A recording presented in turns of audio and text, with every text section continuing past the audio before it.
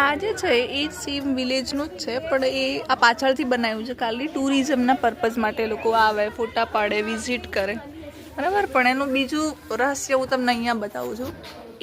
એક પથ્થર ઉપર અલગ અલગ નામ છે.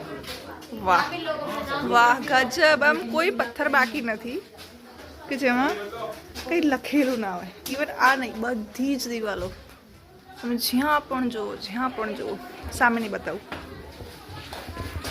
સી, વાહ વાહ વાહ, ગજબ. અમર પ્રેમ લોકોનું, બધી જ દિવાલ આટલું સરસ બનાવ્યું છે. પણ એવું નહીં કે આપણે એક સિવિક સેન્સ રાખીને એને સાચવીએ, પણ આપણે તો એને બગાડવામાં જ માનીએ છીએ.